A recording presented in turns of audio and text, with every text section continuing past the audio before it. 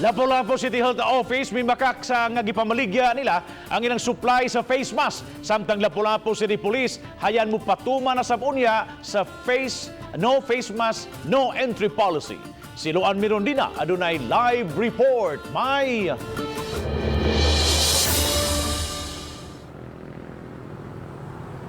Bob, ang reklamo kabahin sa pagpamaligya sa face mask gipadangat sa usa ka netizen kinsa dali usab kaayong nakadelete sa iyang post.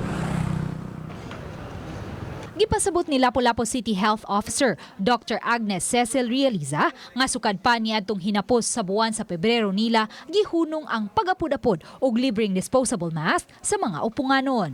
Matod sa City Health Officer, nunot sa padayong pagsaka sa gidaghanon sa mga nagpositibo sa COVID-19 sa nasod, wala na'y mga supply sa face mask nga mapalit. Busa ang nahabilin nilang stocks, gihipos lang nila aron magamit sa ilang mga health workers. Way kamatuuran ang mga taho nga ila kining gipamaligya. Ang mga tao angay pud mahibaw nga ingana nga sitwasyon na labi karon nga kana bitong limited na katong face mask, i-prioritize nato sa atong mga health personnel ug katong naay gipang bati sa lawas no nga gipagsipon, gipang ubo, gipang hilantan. Samtang ang Lapu-Lapu City Police nagplano usab nga mopatuman og no face mask, no entry policy. Ang Police Regional Office 7 miluwat og direktiba sa mga police stations ug police offices sa pagpatuman og mga preventive measures aron kalikayan ang pagtakboy sa COVID-19. First, akong mga personnel, you have to wear face mask, and then guro katong mga naimo transact diri sa atong opisina, so we have to advise them to wear face mask.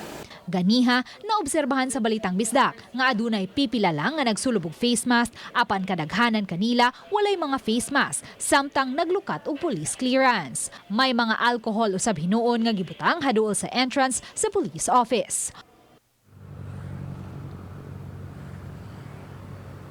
Bob, napadangat na nga tukang Mayor John Ardahong Chan ang reklamo kabahin sa gingong pagpamaligya sa face mask ug iya usab kining gihimakak.